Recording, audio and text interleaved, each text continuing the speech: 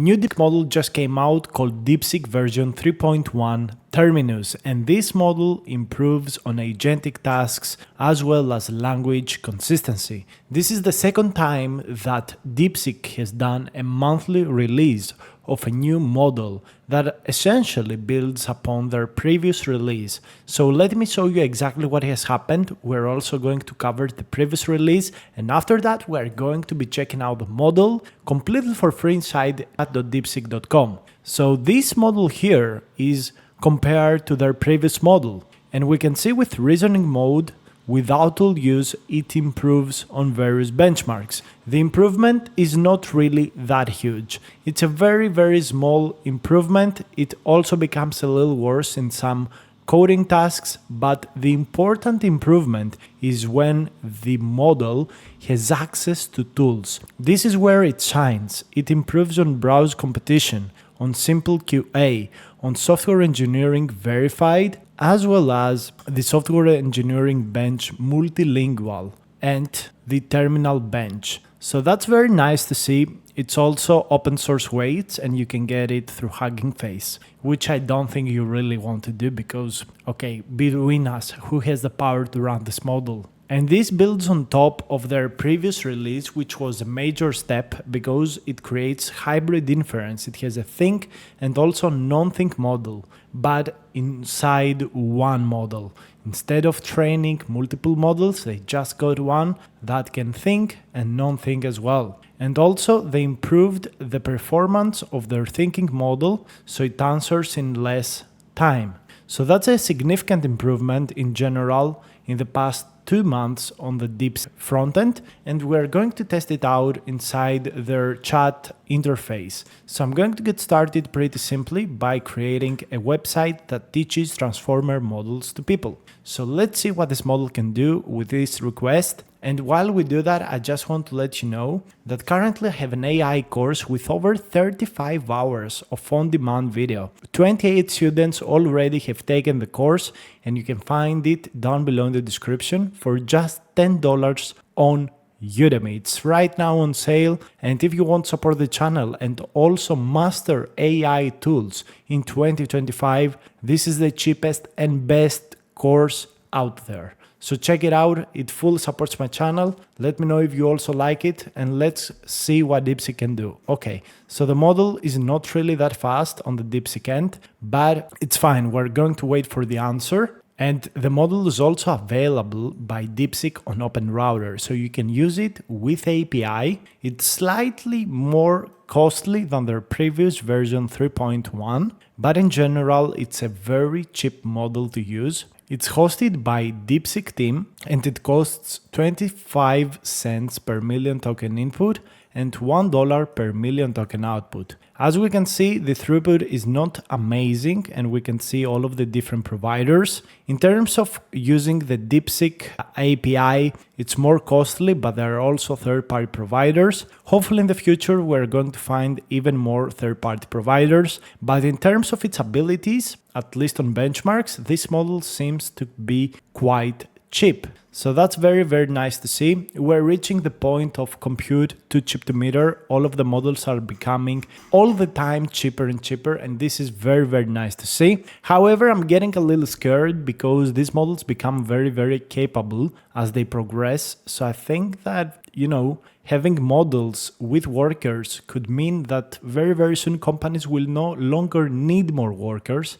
because AI is going to boost the productivity of people by quite a while. And let me tell you something from companies and software engineers. So I am a programmer myself. I'm in an AI company and I use AI all day, especially for creating specific methods, and AI is amazing at creating one function at a time. It does it 99% perfectly. I may have to change some paths, some placeholder values, tune some things, but in general, I no longer have to think about writing optimized algorithms, optimized data structures. AI can do it for me if I ask it exactly what I want, and you know how difficult the task is, how much data I have. And this is pretty much the same thing with all of my friends. Nobody's really writing code anymore. what the Claude CEO has said about AI writing 90% of the code in 6 months, which is like today, it's happening, guys. It may not be 90% inside some companies because they have a lot of restrictions and usually not the best models. However, till the end of the year, 90% of the code is going to be written by AI.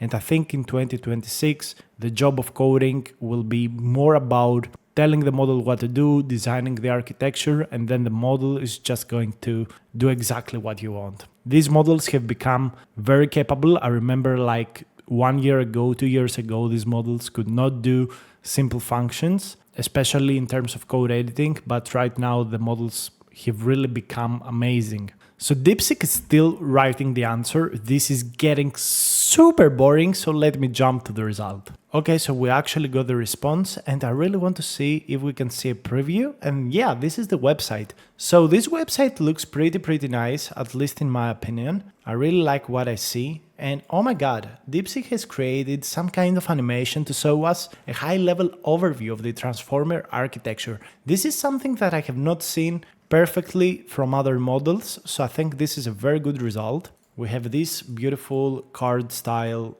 tab, applications and impact, and then we got some kind of quiz here, which I failed, links to external sources, and these also work. Okay, so I gotta say, this looks pretty nice. I gotta say, this is one of the most nice websites that I have seen from a model. I really like how it, tried to create a quiz, to create this interactive animation. I gotta say, I would put it on top of the results I have seen from models. So let's open up a new chat. Again, I use DeepSync mode and search open. And we're going to try and, create a Flappy Bird game. Let's go with that. So I want to see if this model is actually going to finally make a Flappy Bird that it's not very hard to play.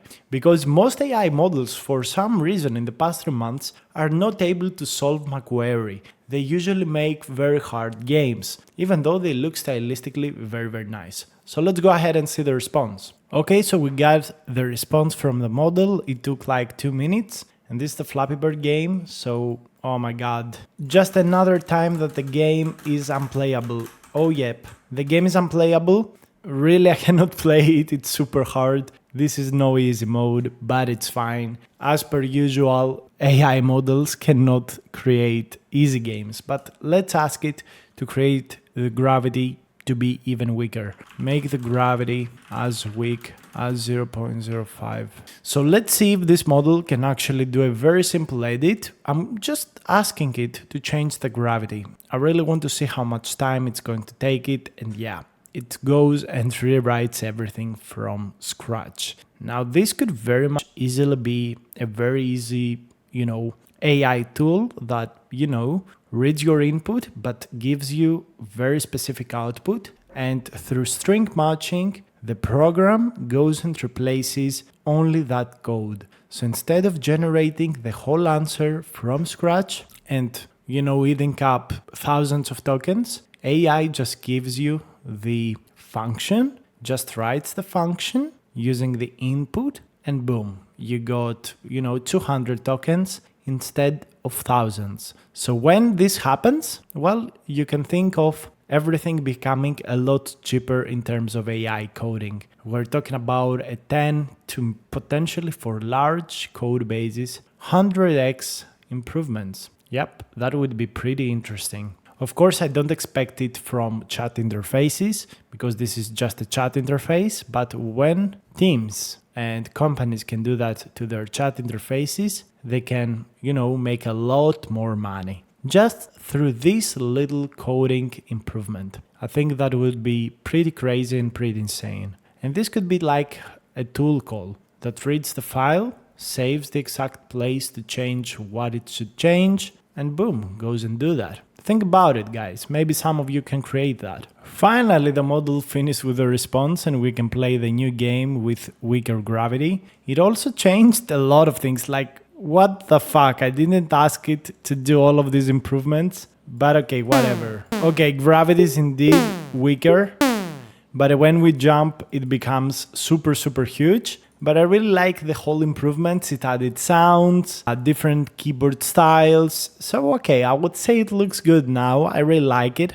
Maybe it would need like 2 variables, one for the jump and one for the gravity. But all in all, I think this is a very nice response. I really like it. It did an improvement, so yeah, that's fine. And I'm going to go with a final response, the typical interactive Pokemon Pokedex. Just give it this. Let's see if it can create a list of 50 Pokemons and give us a website where we can view them and, you know, have nice animations and nice stats about them. So yeah, let's see the response, guys. So we got the first response from the model, which was 3 different files, HTML, CSS, JS. I use LiveWeave for the preview, and here we can check the filtering. It works. We can see here the different, you know, Pokemons that are available. This looks nice. And if I click on one of these, does it do anything? No, it doesn't do. It would be nice if when I clicked, I could actually preview stats for each Pokemon, but still this Pokedex is working. It has a nice design. And I would say this is another good response from the model. I'm also asking the model to put everything in a single file, so maybe that will work. I don't know if it's also going to create something extra, some improvement, probably not, but I really want to see if it's able to spin everything up in a single file. And the reason I'm doing this is because these models, due to context limits, usually tend to hallucinate when they have to write a lot of code. So I just run again the query to make sure that it's able to do everything in a single file where it has to output a lot of context and use up a lot of its context window. So let's see the response. It should probably be ready in just a couple of seconds. And yep, we got the response and we can see an entirely different interface. We have a loading screen for the Pokemons, and we also got the stats page. This looks incredibly better. It has a lot more filters. Let's search